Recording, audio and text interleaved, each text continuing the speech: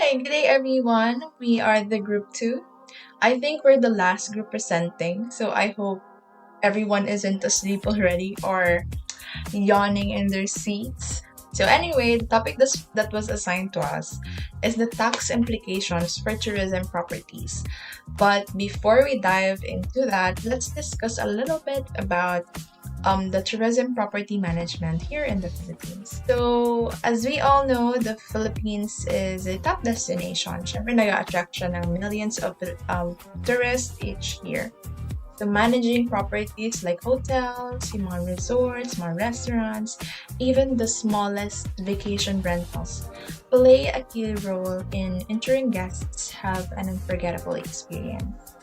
So, from providing high quality service to complying with local regulations, tourism property management is all about maintaining the property's value while delivering exceptional guest experience. So, hindi lang siya about sa ganda ng building. So, it's about creating a lasting impression for visitors. So now, let's dive into the core values. Understanding tax implications is key to running a sustainable and a compliant business. By staying informed about tax laws and planning effectively, you can optimize your financial performance, avoid penalties, and maintain a strong reputation. Not only does it protect your business legally, but it also supports long-term growth and fosters trust with stakeholders. Ultimately, managing taxes responsibly ensures you're contributing to society while securing the future of your operations. To discuss the types of taxes, there are three: the real property tax, the income tax, and the value added tax. First is the real property tax or the RPT. So this type of tax is levied on real property such as the land, buildings, and improvements and machineries in the Philippines. So this authorizes the provinces and cities within Metro Manila to pay their taxes fully in every first month of the year or through quarterly installments. The actual tax rate given in provinces is 1% rate, while cities within Metro Manila has 2% rate. The additional tax levied is called the Special Education Fund Tax or the SEF. So this levies another 1% tax supporting the public schools in the country. So how to calculate the real property tax? First, to get the basic real property tax, multiply the assessed value of property to each tax rates, which are the RPT and SEF. After getting the two total tax rates, add them to get the total real property tax which an owner must pay. The next type of tax is the income tax. So this tax is levied on the income earned by individuals and corporations within the country. To discuss the types of income tax, there is the individual and corporate tax. First is the individual tax, which imposed on the income earned by the individuals. So this tax rate is progressive, meaning the more you earn, the higher percentage you pay. The tax rates of an individual may vary according to their income. The lowest is the 0% and the highest rate they must pay is 35%. On the other hand, corporate income tax has three types of tax rates. First, the domestic corporations, which must pay the standard income tax rate of 25%. Next is the resident foreign corporation, which must also pay the 25% since they are the foreign businesses that have set up the operations in the country. And lastly, non-resident foreign corporations are subject to a higher tax rate with a 30% of rate. The last type of tax is the value-added tax. So it is a consumption tax levied on the sale of goods and services and is collected at each stage of production and distribution process. The current standard VAT rate in the Philippines is 12%. So this rate applies to the most sales of goods, properties, and services. However, there is an exemption from VAT or subject to a zero. So why there are exemptions or special conditions in this tax? Exemptions or zero rates on goods and services are often used to achieve social, economic, and policy objectives. This can include making essential goods affordable, promoting economic growth, supporting specific industries, and ensuring reality of tax. Hello everyone. Today, I'll be highlighting the key incentives offered by the Tourism Act of 2009 to boost tourism investments in the Philippines. First of all, I am Marlon Dominic Inocentes, and These are the income tax holiday. These incentives allows new tourism enterprises in designated greenfield and brownfield tourism zones to enjoy a 6-year exemption from income tax, and if these businesses make significant expansions, they can extend this exemption for another 6 years.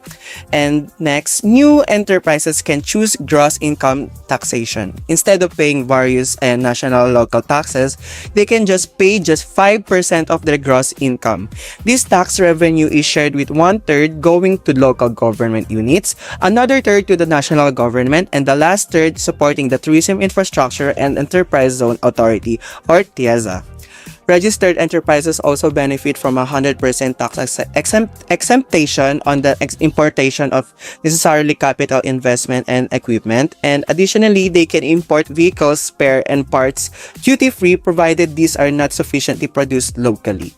There's even a social responsibility incentive, allowing them to deduct up to 60% of their taxes for the environmental protection initiatives or cultural heritage preservation. In addition to these incentives, local government are encouraged to offer further reductions in real estate taxes and fees, fostering a more attractive investment. And now we're gonna talk about the tourism economic zones or TEZ. These zones designated by TIEZA based on their historical and environmental significance, as well as their accessibility. TEZ also provide benefits similar to those in the General Act, including tax holidays, streamlined permitting process that lessen the burden of other businesses. Additionally, the Act emphasizes building essentials, infrastructure with TEZ, enhancing connectivity to the tourism destinations, and a one-stop shop permitting system simplifies the process for investors, helping them to secure necessarily licenses quickly, which reduces bureaucratic delays.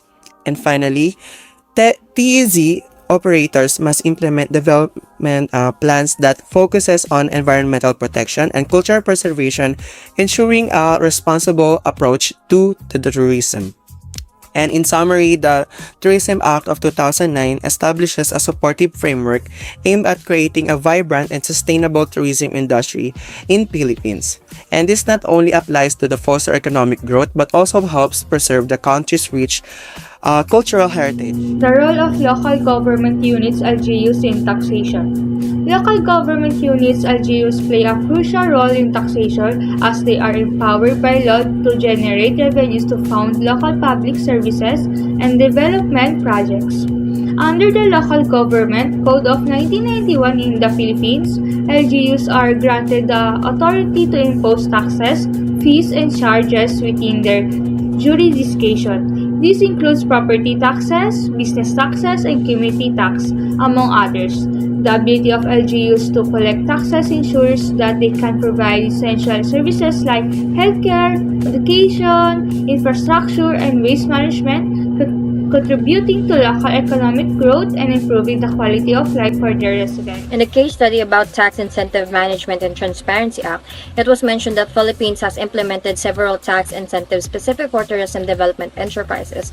Hotels and other types of tourism accommodation in the Philippines are subject to tax and charges establishment by local government, as well as the valued-added tax and specific taxes related to tourism industry. However, due to the complexity and ever-changing nature of the Philippine tax system, it is crucial for tourism businesses to consult with tax experts or professionals to ensure compliance with all applicable regulation and maximize their tax benefit.